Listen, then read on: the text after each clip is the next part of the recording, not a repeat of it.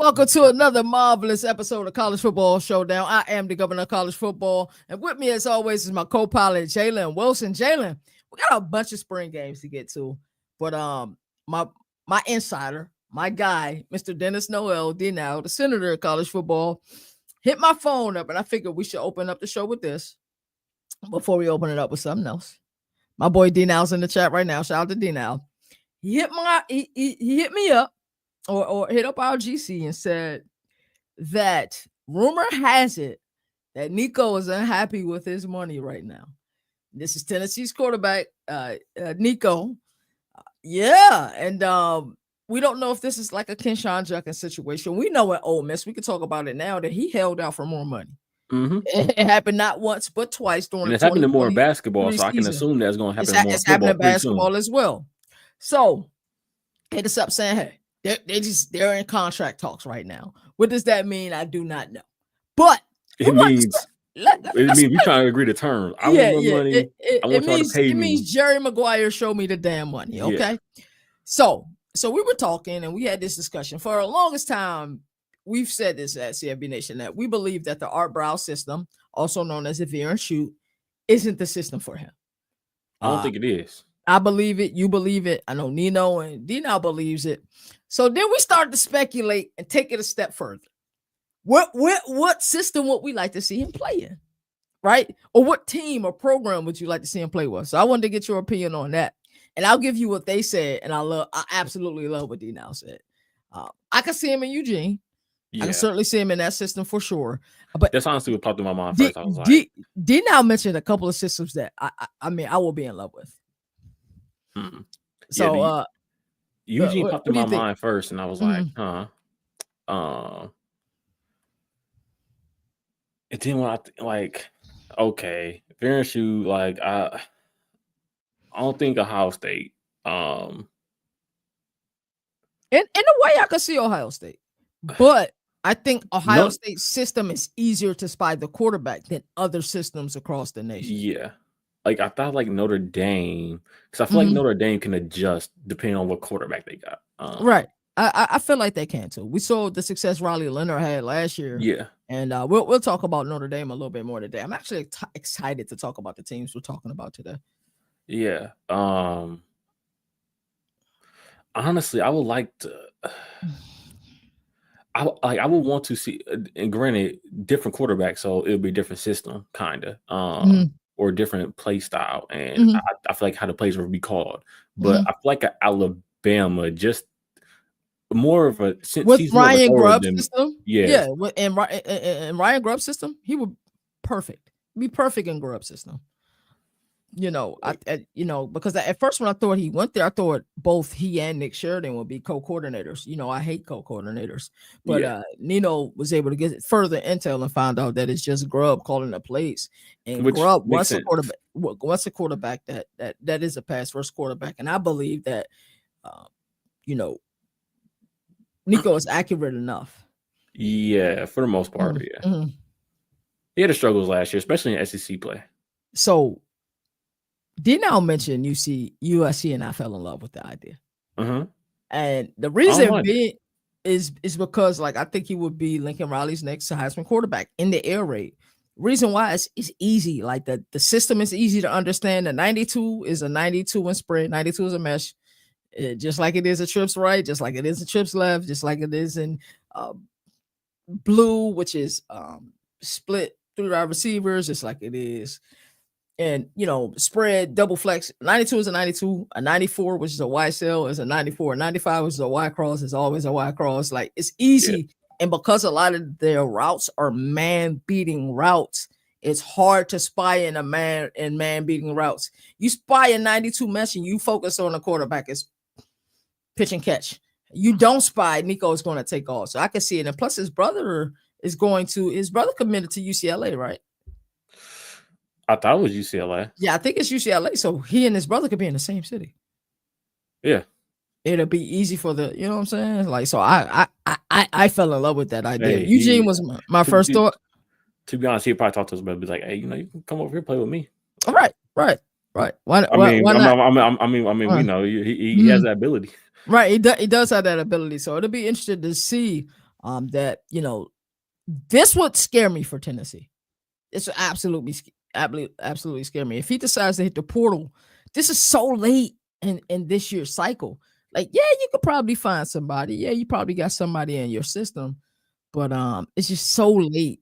It's just so late in the process, and you thinking that this guy is your guy, and he's like, "Hey, show me the money or I'm out." Man, schools are probably knocking at his. The minute that tweet went out, schools are, "Hey, you good? Everything good over there?"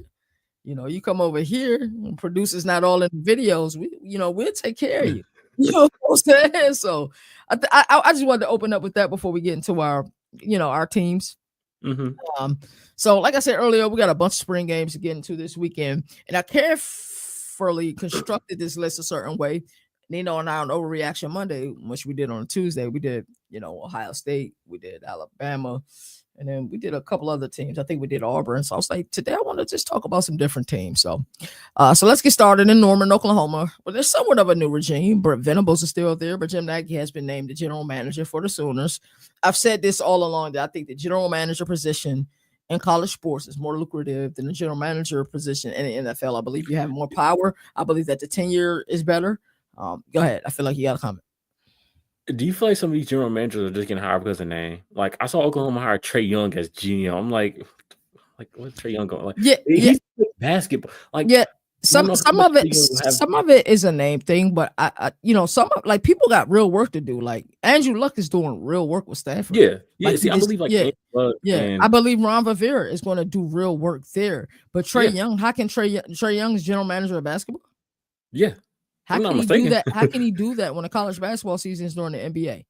But will he help get recruits into Oklahoma? Absolutely. Yeah. Top stud point guards that weren't considered in Oklahoma before will consider Oklahoma now.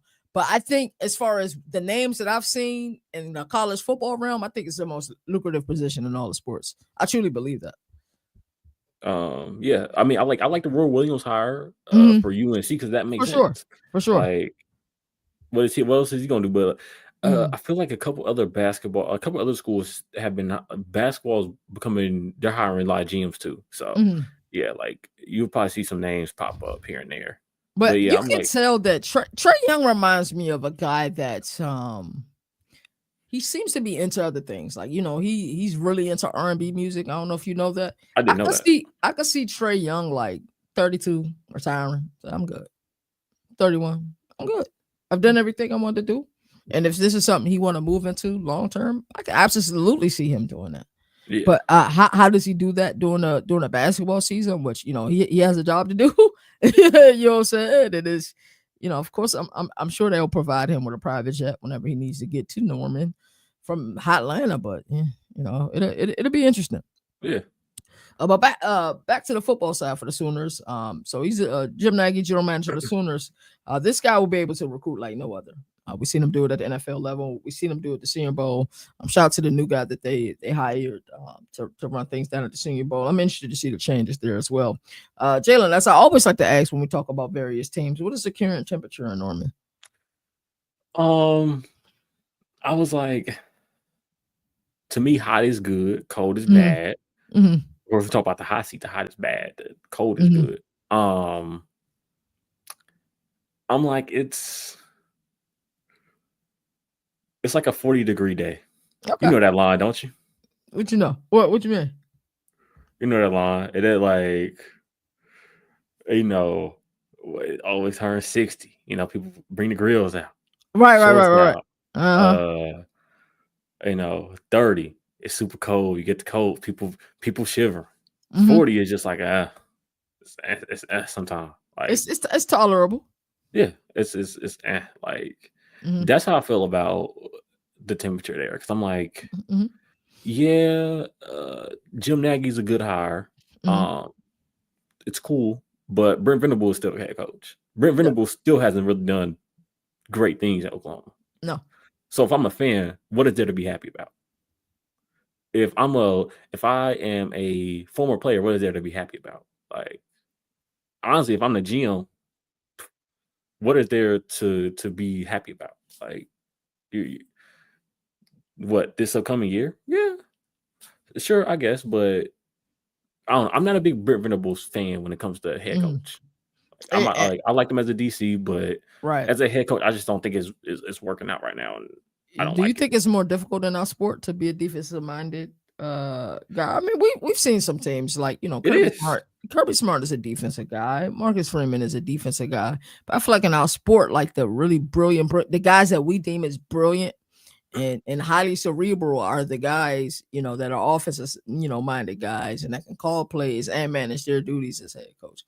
Yeah, I feel like it is. Just because it's more of an offensive game now. For sure. The rules are more built for offense. Yeah, I mean, that's just what I feel. But yeah, I mean, the current temperature, if I'm at least a fan alumni, I'm not really too happy to yeah, of course, season coming up, you always gonna be happy. But I look at last year, I'm like, couldn't figure out the quarterback position. Offense really didn't look good. They did have a couple wins last year, and I was they did. Like the Alabama game was like interesting. Man, the fact that they finished with bowl eligibility. Yes, interesting. That shocked me. Yeah, which is cool because okay, maybe we can build off this, but it's just the comfortability of me being like, this is like an 8-9 win team just isn't there, which I think is sad for Oklahoma. Agree, and their schedule is definitely not going to get easy. So Brent Venables, you talked about him a little bit earlier. 22-17 through 3 seasons in Norman. Is he officially on the hot seat? Yeah. We know that Jim Nagy, he won't be afraid to pull a trigger at all. If Jim Nagy better than me, I would have got him out there as soon as I got hired. Really? I don't blame him for getting 1 year, but the hot seat, I definitely think he should be on there. If he's not, I don't know why. It's like I really don't know why, but yeah. I mean, look at the results. The offense just, if I'm not mistaken, his first year there, the offense kind of was there. It's the defense that kind of lacked. Right. Because that was was it? Was Dylan Gabriel, right? Yeah. Yeah, it was Dylan Gabriel. And the offense was good, but the defense was like, bend, but please don't break. Right. Which we know Brent Venables is a defensive guy. So you really expected the defense to really be good, but I wasn't really impressed by it at all. But then you got this year, it's like, I was like, oh, like the offense sucks. Can't figure out the quarterback position. And oh no, it's just not a good look. Like the state that Oklahoma was in before Brent Venables, when they had Lincoln Riley, and before Lincoln Riley, great head coach. Stoops. Yeah, Stoops. Like, it just isn't there, and I don't feel like it's there. I feel like some of the tradition Oklahoma has just gone away. Like, I don't know. Maybe it's just me. I just don't have the urge to watch Oklahoma. And D-Now had a great quote to add to what you said. He said, we all know Nagy will expect excellence, and if you can't give it, hit the road. So I think you bring up a few great points as well, Jalen. Looking at the success Lincoln Riley have, I think some of us thought, and my original thought was this as well, that, okay, hey, Lincoln Riley's leaving, OU is going to the SEC. And this was before the, George Clearcloth debacle with the Pac-12, and then end up going to the Pac-12, and then USC ends up in the Big Ten. And, year one of USC, in my estimation, for Lincoln Riley, there were some games they certainly could have won, but I wasn't disappointed by any, stretch of the imagination. Give me a number. What's the amount of wins you think he need to win, and he'll be safe? Brent Venables, I think it has to be 8. Yeah, 8 is that magic number. I think I would have to agree with you as well. I like 8. Because it's like okay, 6 we bowl eligible. 7, okay, we're automatic bid. 6, like D-Now said, hit the road, bro. Yeah. Like 6 is bowl eligible. That's yeah. But it's like, okay, 7. It's not yeah. It's like it's like we're stuck right here. Like, yeah, this is get the 8, get the 9. Right. Like, this is year 4. You got to get there, bro. You got to get the 8 wins. D-Now, another great quote. He said, playoff friends. Yes. It has to be something like this. Think about this. We saw how bad Jackson Arnold was this past season in Norman, and we thought he would get a lot more playing time in year 1 in Norman. He's at Auburn now. Auburn has probably one of the best wide receiver corps in the nation. A lot of people not talking about it, especially with the addition of Eric Singleton. September 20th, guess who comes to town? Guess who comes to Norman? Auburn. Dude, I don't care what game I'm at. My phone will be out, and I'll be watching this game. If you think for 1 second Jackson Arnold is not coming there and want to fry that Brennan Venables defense, bro, he's coming there and he's gonna put it on the table, bro. I'm telling you, like that game right there is gonna show me a lot. I think Auburn opens up. I know we're not talking about Auburn. I think they open up with Baylor this year too. So it'll be interesting to see that. But yeah, I agree with you. Brent Venables' seat is extremely hot right now, in my estimation, especially with Nagy there. I think Nagy, his first season, like, yeah, I could fire him. Let's see what he got. Let's give him 1 year. And I think there'll be more coaches because Nagy got there after the coaches carousel. You feel me? Yeah, he did. Which can play into because it's like, okay, well, I don't want to fire him because maybe my candidates that I would have had are gone. Right. So then my job is on the line if I bring the wrong guy in here. But during the beginning of coaches carousel, if he's already gone, you know how many coaches, the resources are plentiful in Norman. You know what I'm saying? So I think you'll have a lot more coaches wanting to be there. So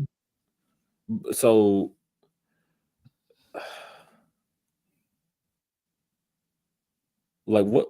Okay, this may be. What do you think like the floor and the ceiling is for Oklahoma this season? Yeah. Let's pull up their schedule, brother. let's pull up their schedule. Oklahoma. That's a good question. I want them to be good. The pieces are in play. With the 8th, and we're gonna talk about this next. They 10th in the nation in roster construction. Mm-hmm. But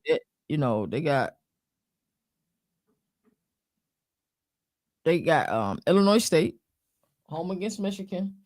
Yikes. At Temple, home against Auburn, home against Kent State, rivalry. At South Carolina, Ole Miss, Tennessee, Alabama, Missouri, LSU. Jesus Christ. Goodness. Hold on. Let's talk to like the last 5. Last 5: Ole Miss, Tennessee, Alabama, Missouri, and LSU. Dang. South Carolina before that, Texas before that. Like the floor is probably 4, brother. Like, the ceiling is 8 or 9. Yeah. If they can get it going, they got a kid that can truly pass the rock. A kid that truly should be on the Heisman watch list. Speaking of which, even with which one you talking about, Mateer? Okay. Even with Oklahoma having kind of the semi-mass exodus at the end of last season, number 10 in roster, return of production. How do you like the overall construction of this roster, Jalen? It's good. It's like the roster construction. I think is good. It's the coaches that like really concern me. I agree with that. Yeah. It's the head of the snake, I guess, is the term you want to use. Hey, you being consistent. I tell you that. It's the head of the snake, really. Yeah, I mean, because you got Javante Barnes and I know I'm gonna butcher his name, but running back Gavin, like I like them too. Gavin Sawchuk, is he still there? Yeah, he is. Okay. Yeah, like I like Mateer, the quarterback that they brought in. If he was to unfortunately like go down with injury, still got Elijah Hawkins, I think is his name. Michael Hawkins. Michael Hawkins. Mm-hmm. Yeah, Elijah Hawkins is a freaking point guard for Texas Tech. I do that a lot. Yeah. We know too many names, bro. Yeah. They also have him to be able to come in and everything. Like I feel like it's good. It's just like the coaching that the big concern. Like can Brett Venables get it done? Because talent can get you some wins, but with that schedule, you gonna need some good coaching. Yeah. Like talent can get you some wins in the Big Ten or the old Big Ten West. you know. But yeah, like you can get some wins against the Northwestern teams and the teams like that, the bottom of the barrel. But what you say, Alabama, Tennessee, LSU, Missouri, Ole Miss, like it's rough, brother. Yeah, it's rough. But we said the same thing about it's two schools of thought. We said the same thing about Florida last year. You can even say, "Damn, it's a tough schedule. Hope they keep me," or you say, "Hey, let's go win these games." We beat Alabama. Tennessee. Yeah, we lost by 10 points, but it was a hard-fought game. It's just in the SEC you're gonna have a difficult schedule. It is what it is. There ain't no getting around that. So for anybody that don't know, the Sooners aren't doing a traditional spring game. Kind of doing like a fan fest, like they're calling it the Crimson Combine. Who are some of the players to watch in the Crimson Combine? Taylor Tatum. He what I have my notes. What 5 yards per carry on 56 carries last year? Like pretty good. I mean they got tons of running back room. They got Javonte Barnes and they got Xavier Robinson as well. Barnes led them in rushing last year. I believe he had close to 600 yards. Yeah. So those two, you got Mateer, who will be interesting. Michael Hawkins, I think he would be interesting because he was a true freshman thrown into the fire last year, and he was, and he wasn't expected to be. You think they'll have some packages for him? They'll get him in a game, kind of like what Texas did with Arch. Maybe, but I hate that stuff. I know you do. Oh my gosh! Like if you got a quarterback, just play on. Your backup is your backup. When you need them, you need them for sure. But like unless it's like 4th and goal at the 1, right? And my quarterback is 6'6" and he's 230 pounds. I get it. You get it then, right? You get it in that situation. Yeah. Right. But there's no reason for me. We at the 30-yard line to be bringing out Michael Hawkins. Like, what are we doing? I don't know. I just never been a big fan of that stuff. Devon Mitchell, he came into Norman with high hopes. So yeah, I mean, those are a couple players I'm interested in watching this spring game spring festival. Yeah. I think spring festival is definitely a good way, a good way to phrase it. Good verbiage to use.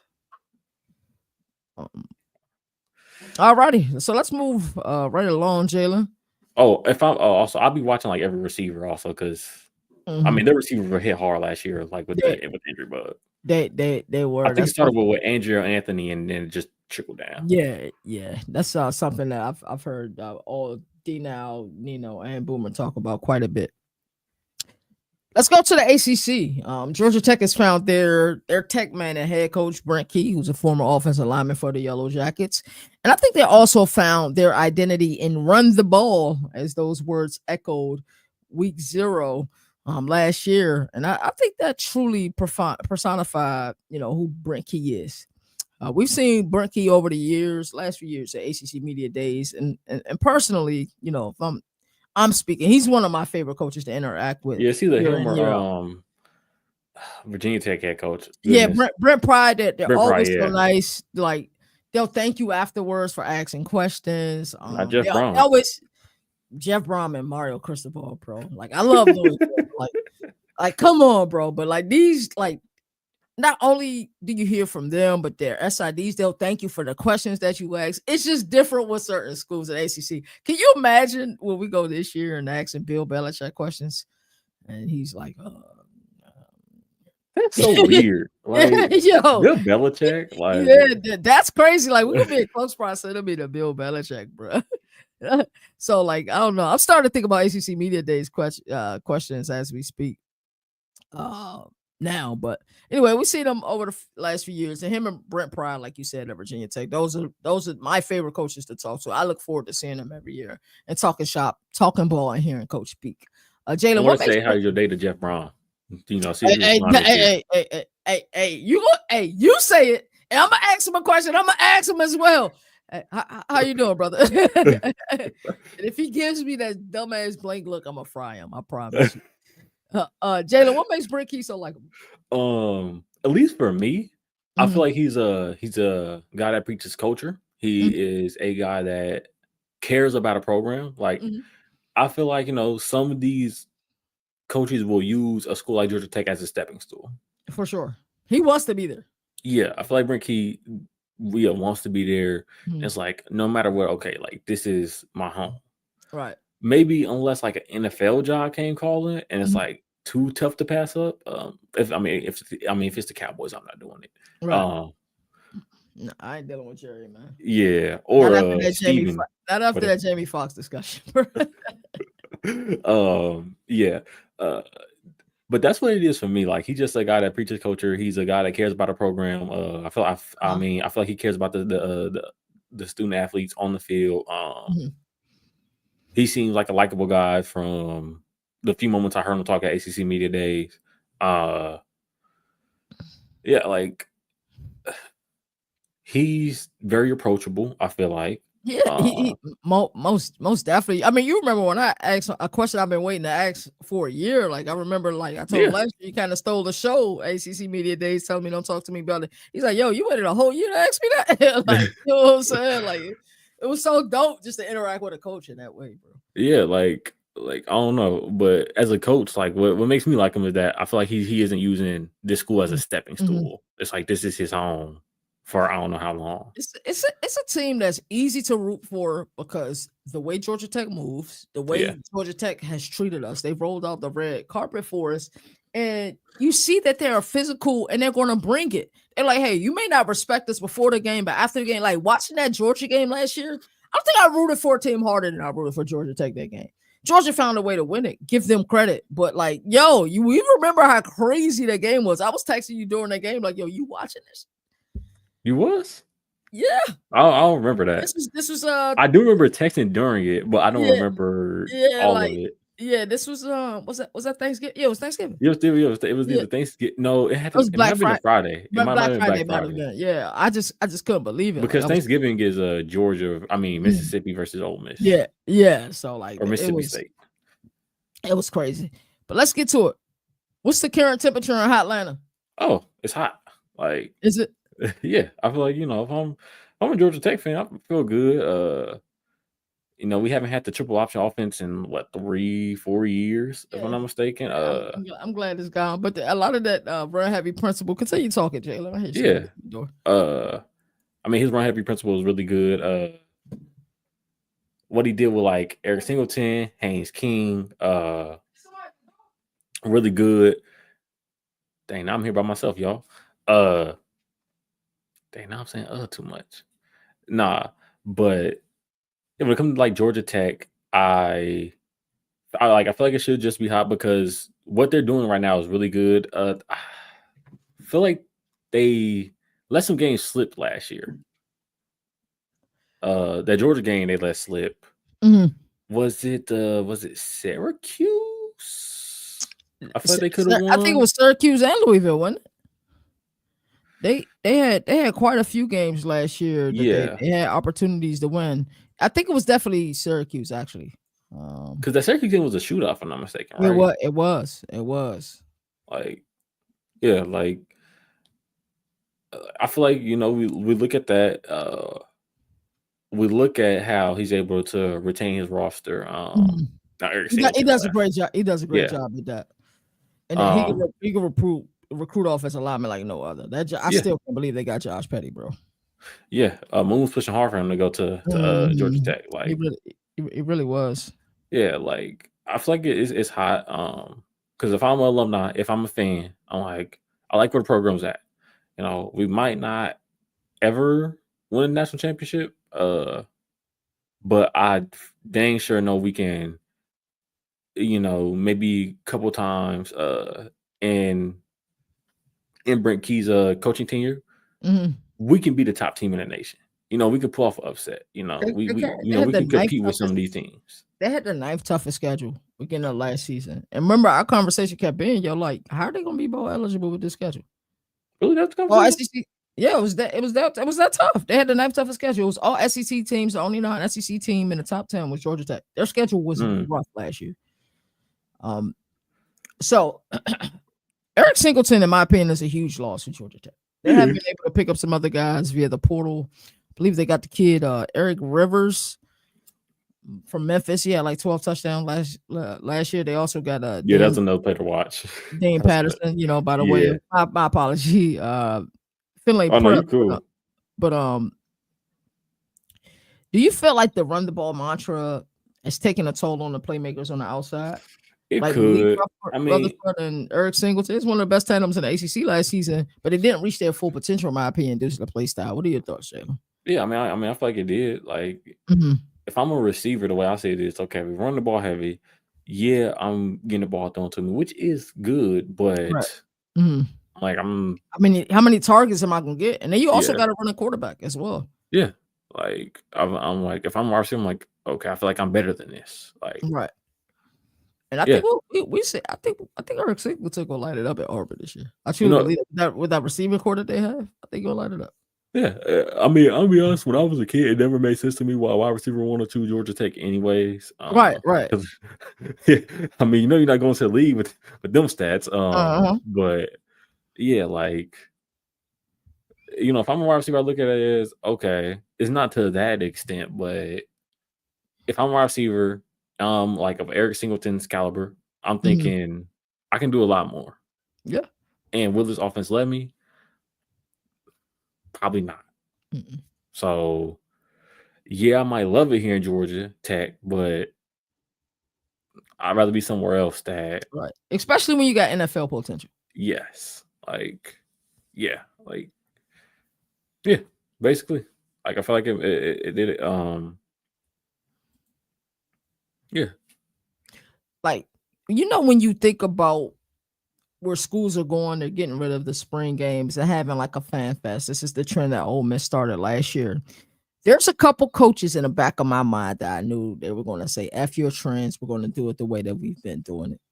Dabo Swinney was one of those guys. Brent Key was one of those guys. Brent Proud was one of those guys. They all happen to be in the ACC, but just being around them, because we're around probably ACC coaches more than any other coaches, just being around those three, they popped in my head. I know they're never going to change. Like Jay-Z song, never change. Like, I just knew that they weren't going to change that format. So who are some of the players to watch in this actual real spring game?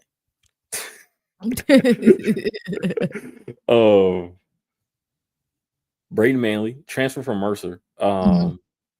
Really good. He was a conference defensive player of the year for his conference. 38 tackles. 38. He ended the sophomore season with 38 tackles, 18 tackles for loss, and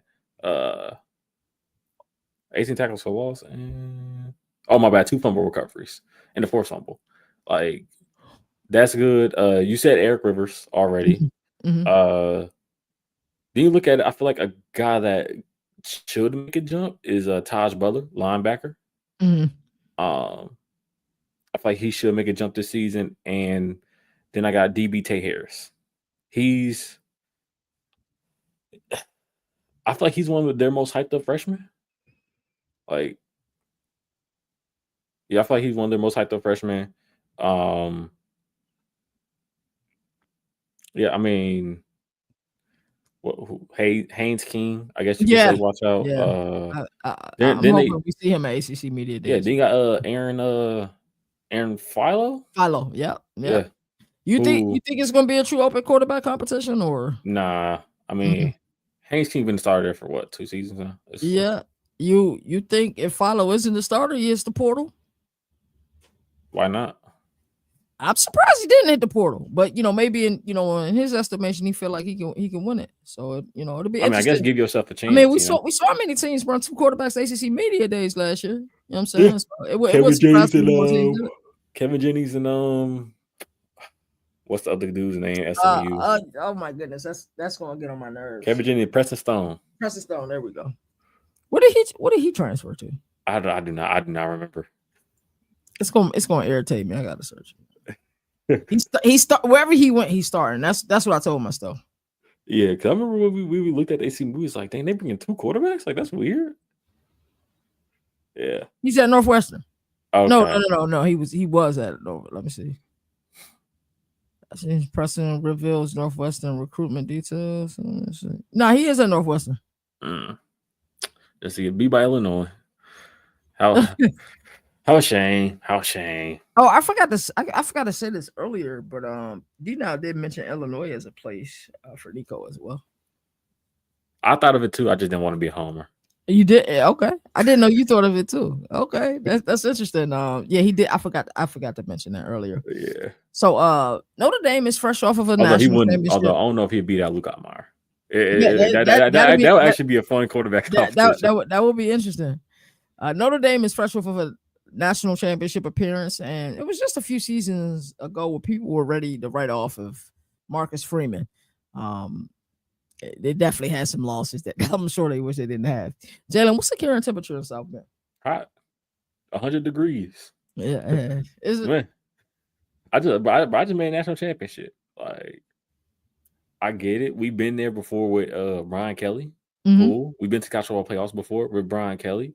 But I feel like a couple of those games that Marcus Freeman won, and Marcus Freeman and Notre Dame won, Brian Kelly would have lost for sure. Like that Penn State game, I feel like Brian Kelly finds a way to lose. Yeah.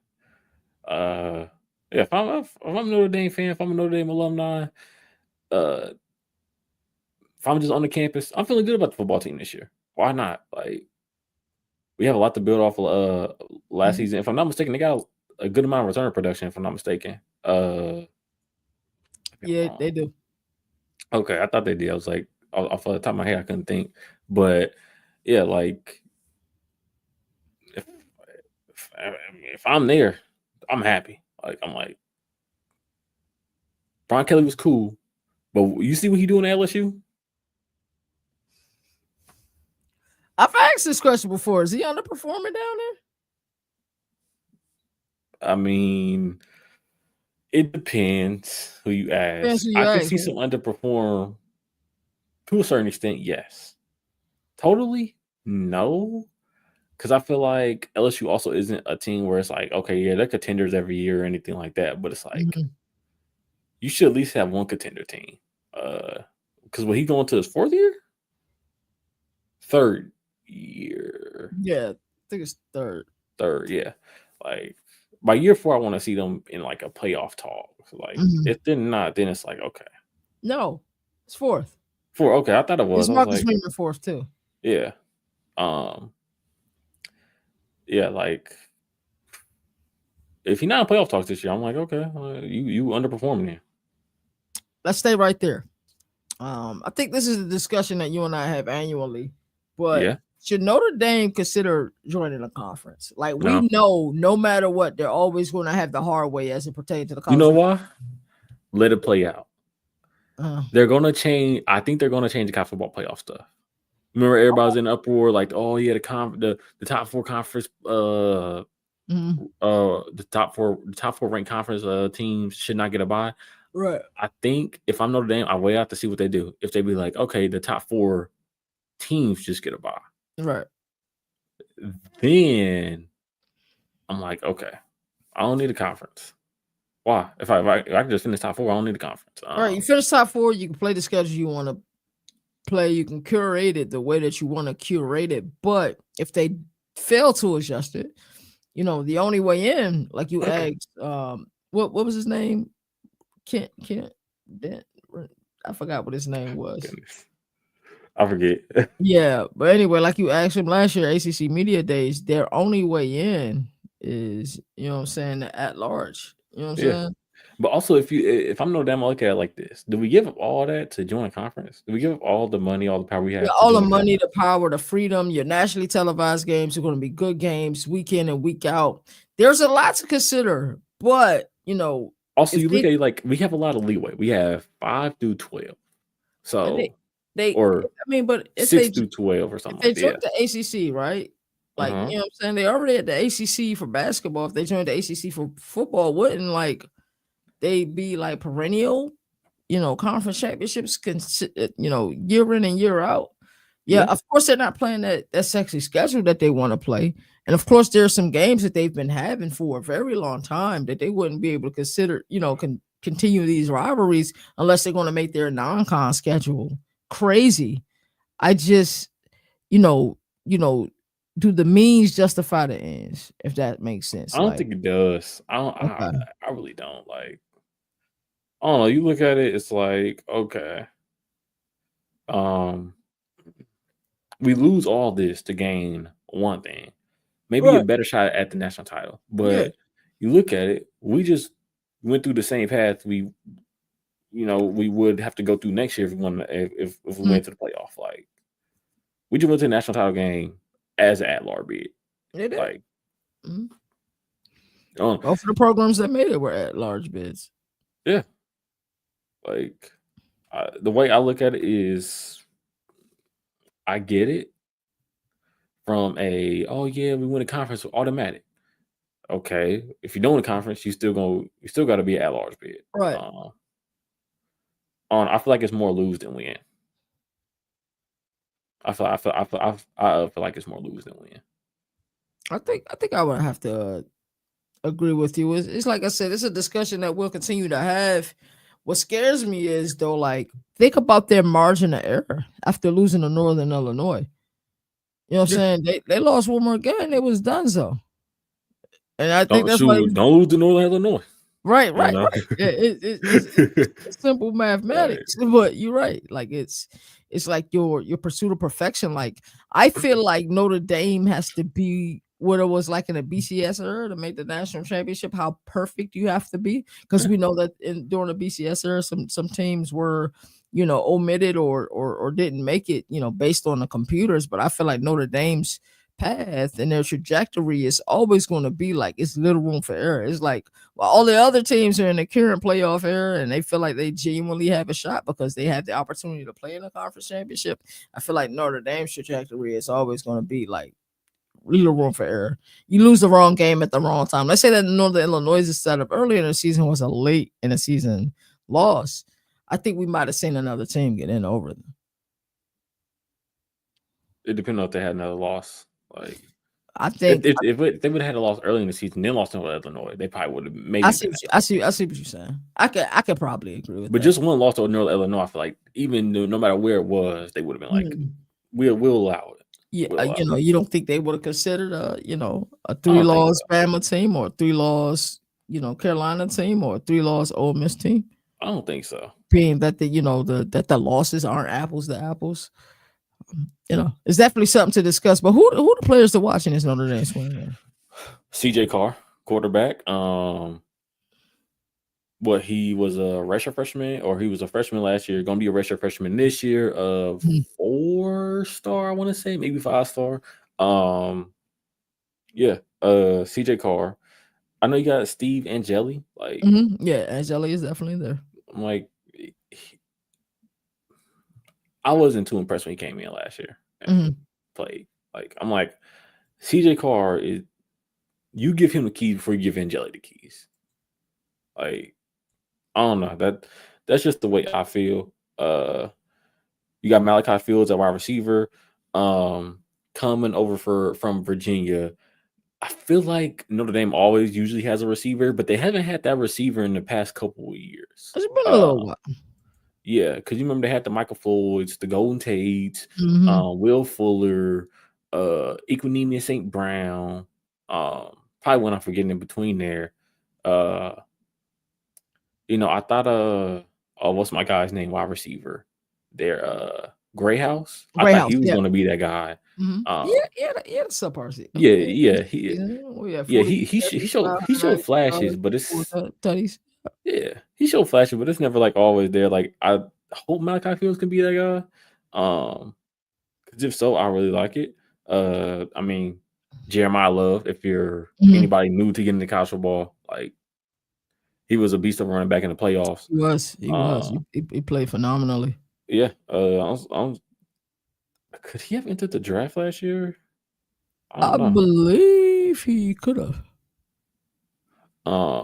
But yeah, he had 949 yards, 15 touchdowns.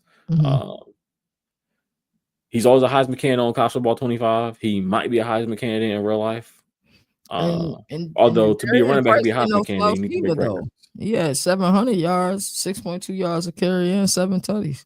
Yeah, like, and I think I won my first college football championship in what do they call it? Roll to the college football playoff or Notre Dame. I think I told you that.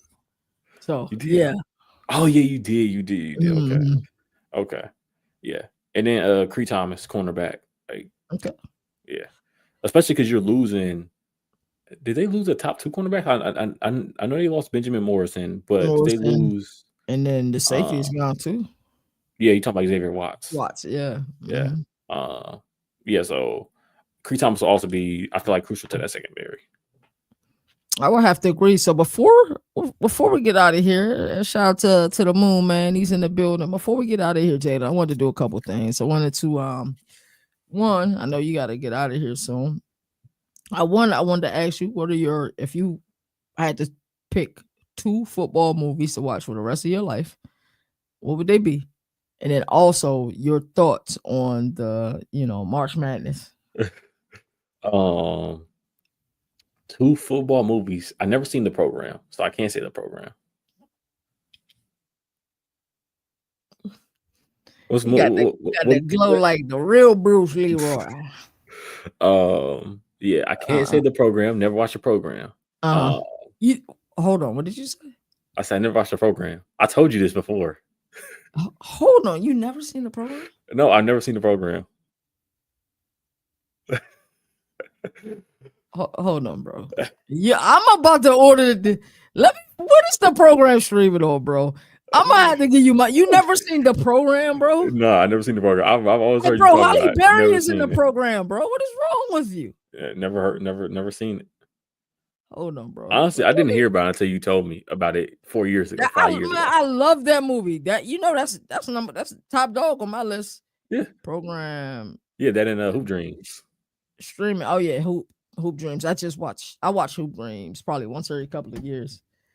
That's wild, bro. I would go, one would be The Longest Yard, because I need some type of comedy in there. Like, yeah, the Longest Yard is dope. I don't think the program is streaming on anything, bro. It's available on services, but it ain't streaming on nothing. Yeah, I would go The Longest Yard just because it's a comedy. I don't know. I need to laugh at some, although I feel like every movie has its funny parts. For real, for sure. Football movies. The more I think, like, Remember the Titans, Waterboy, those who are probably in my head. Radio.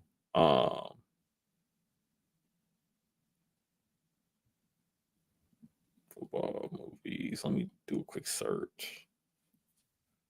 You know what's up there for me? And I just watched Marshall. Any Given Sunday is good. Any Given Sunday is really good. You know what's up there for me now? And I just watched it again, and it just reminded me. What? Draft Day. I never watched Draft Day. Never watched it. It's on Netflix. Never watched Kevin Costner. Is that the one with 2012? Right? 14, yeah. Yeah, yeah. Cause my mom worked at the movie still when they came out. But I was like, it was bro. I could have watched it for free. Like, what? Come on, bro. Yeah, I could have watched it for free because my mom was a manager at the movies at that point. But Draft Day is phenomenal. Cause that's the one is that the one like that? It's not like the CTE thing, right? That's Concussion. They did come out around the same time though. Okay. No, this the one with Kevin Costner. He's a GM of the Cleveland Browns, bro. Yeah. Okay. It's the draft. Like, bro, it's on Netflix. Watch it, bro. I never. Bro, it's such a great movie. Those are my 2 picks: the program and Draft Day. I'm gonna go Any Given Sunday, and I'm gonna go Longest Yard. I'm not a big football movie fan. I like baseball movies more than football movies, actually. And I don't even like baseball like that. So, what's your favorite baseball movies? And you better get this right, bro. There's only 2 right answers. Really? It's only 2 right answers. Maybe 3. I can if you substitute one of these, but go ahead. Okay, so you got The Sandlot. Oh, let's go. Okay, you got one of the 2. Let's go. Let's get it. What's your second one? That's a classic. I thought 42 was good. I thought Moneyball was really good. Those are good movies. Yeah. Hardball is a good one. I wouldn't accept Hardball. Hardball is a good Hardball. one. The other one for me is A League of Their Own. Okay, that's the a Joke good. with the Women, A League of Their Own, and Sandlot. Those are my favorite 2 baseball movies for sure.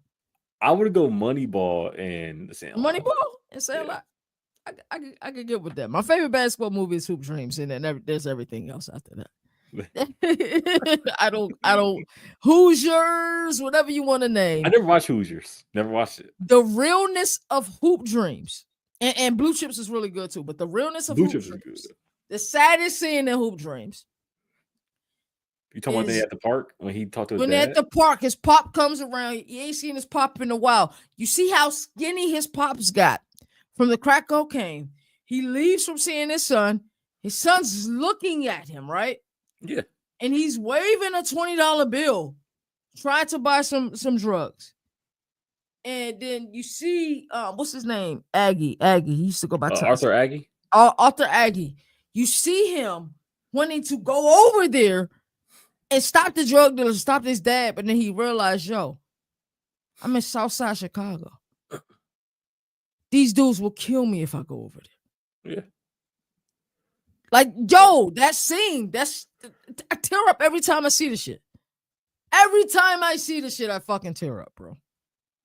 But it's Hoop Dreams and everything else. Like I said, Blue Chips was good. There's a couple other movies, but I never watched Hoosiers. Never watched Hoosiers. I fell asleep on. Hurricane season was I'm trying to think of some other. I like Hurricane. Coach Carter is a classic. Coach Carter is a really good one as well. But like I said, to me, there's Hoop Dreams. Oh, Rebound is the worst basketball. Rebound and what's it called? Just Right with Common and Queen Latifah. Just Right was terrible, bro. It's the all-time bad movie. All-time bad movie. What? All-time bad movie, bro. Yeah, that's why it was terrible. So Like Mike, classic. Like Mike was 1, 2 was cringy. I know, like as a kid, I liked 2, but when I grew up, I was like, it is kind of bogus. For sure. Shout out to everybody that's viewing this right now. I think we probably hit a milestone for the most viewership we've had in here. 60 people watch this right now, most of which are on X. You had a question about the yeah. What was your overall thoughts on March Madness? I think I texted you Saturday night and then I made a call. I feel like every time my team lose, I gotta do a post press game conference with my pops, bro. I just gotta get him out the way. I call him. I said, "Don't say nothing. I'm going on a rant." I said, "I can't stand college basketball. The sport gets on my nerves. We got a bunch of 19-year-olds and 18-year-olds out there." I was like, "Yo." I'm like, John Shire, like, bro didn't make any adjustments. We had a complete meltdown. I'm not watching college basketball next year, bro. I was acting like an infant, bro. I was acting like an infant. Oh, but I was probably you texting me. I was like, man, you think the Bills lost, bro? I was so mad, and I'm used to dealing with this. I'm not even over losing to the Chiefs yet, bro. Oh man, yeah. I felt like that was our best opportunity. So talk to me. I didn't watch the championship. Anybody who knows me, who really knows me, knew I wasn't watching the championship. You knew I wasn't watching that shit. Oh, the championship. My dad called me like, the championship, boy, you watching that? I said, man, the hell with that championship. I'm not watching that. Oh, man, that championship was great. I mean, Florida led for 17 seconds until, like, they went up by 1 with, like, 20 seconds left. Like, wow. Houston had the game. Houston, they went up when Houston went up 12 after that alley-oop. I was like, oh yeah, it might be because Walter Clayton had 0 points in the first half. He was getting locked down. The second half, he had 14. He went off. Yeah. He had one of my favorites. He had one of my favorites. Favorite March Madness runs in history. Like, is that one of your favorite? Title. Yeah, like Shabazz Napier, and it wasn't even mine. Mello will always be my favorite. See, I never watched Mello and Jared McNamara. I know you. I don't. Were you even born? I know. Yeah, I was like a couple months. I was one. Yeah. I was one. About to turn 2 in like a couple of weeks. Jared, because Jared McNamara was the only shooter, right? Yeah, Mello. Yeah, him and it was Eric Devendorf. Number 23, bro. Slim Shady, as we used to call him. Did that team also have Hakeem Wark, right? Yeah. Yeah. It was fun playing college basketball games back then. Yeah, I used to edit the rosters and make the players better because they will always get the wrong type. The March Madness this year wasn't as great. I did enjoy the Final Four. Like the Final Four, like 4 close games. National championship game was close. Like it was really good. It felt like a chance. Like it felt like okay, like these top 2 teams battling. Like I feel like if Duke would have made, I feel like Duke would have. I feel like Duke could have did some damage to Florida. I ain't gonna lie. But with the size and length that they had, there's no reason they should have lost to Houston. Oh my god, there's no reason. Imagine not being able to inbound the ball like these. Okay, as a coach, right? So I've been working on my playbook.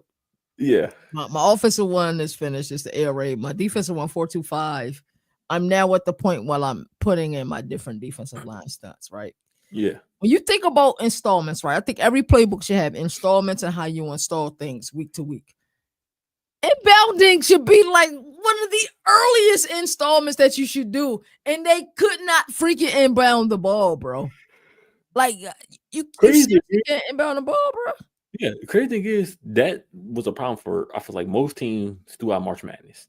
Auburn almost, I think it was Auburn. They was in a dire situation, and Bruce Pearl did something beautiful because in college, which I don't know if it's like this in NBA. In college, you could pass the ball. Yeah, you could pass the ball on the baseline. Yeah. So they were like, oh, inbound. He called timeout because they couldn't get the ball inbound. So I was like, okay, boom. Because you can pass right back to the inbounder. Because the person that's standing right here in front of the inbounder, you do that, they're gonna look at the referees like, can they, because in your mind, when you're in that moment, you ain't gonna think that. So what they did, they all lined up on the baseline, all ran routes, and then some dude ran right back to like the bait to he ran out of bounds. Auburn player passed it over to the side and then ran inbounds to catch the ball when dude passed it to him, and they had to get fouled. Like he's able to, that's coaching. But if you watch March Madness this year, inbound the ball was a problem for some reason for a lot of teams. I don't know why. We scored at the end of in the first 4. What was the team name from was it Alabama A&M? Yeah, I think it was Alabama A&M. Yeah, before that, and they were playing St. Francis. St. Francis, yeah. We saw that game. So real quick before we get out of here, I know you got to get back to work. Thoughts on Luka yesterday? I thought it was beautiful. I thought it was a beautiful. I loved it. Yeah, they called him a fat, lazy alcoholic. Basically, is what Nico called him in the post game. And afterwards, they were, oh yeah, we didn't like his conditioning, and we wanted guys that came to work every day. Well, he put 40 on your head. The fat, lazy alcoholic put 40 on your head. 45 actually. Like, yeah, I liked it. The fans were chanting "Fire Nico." Yeah, I heard that. That was amazing. Just a lot of times as men, we don't allow ourselves to feel those emotions. Yeah. The thing that helped me through that, like I'm from Leverage, I'm from Glass Manor, bro. I was born in Southeast Washington, D.C. We were taught our whole life fuck me more. We were taught our whole life not to feel these ways, but it's seeing something like a Jimmy Valvano.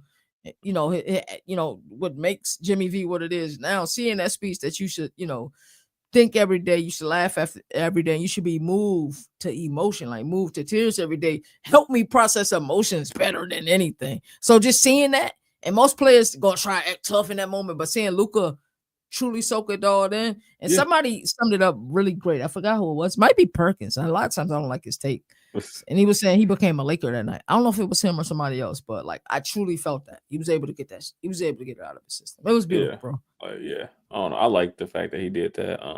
NBA playoffs about to start in like one last thing, bro. I know we stopped talking about college football probably about 5 minutes ago. Mike Malone being fired made no sense. But we got a week left in the season. They panic, bro. What are you doing? What are you doing? I don't know if they get first rounded. There's this push for Jokic. You seen it, didn't you? It's cool. Kevin Durant to the Celtics, Wow, man. As I always like to say, there are no more victories in the sport that survive in advance. That's why college football has the greatest regular season. Until next time, thank you guys. Like I said, I think this is probably our most live viewers that we've had in the show. It's been pretty good. You all take care.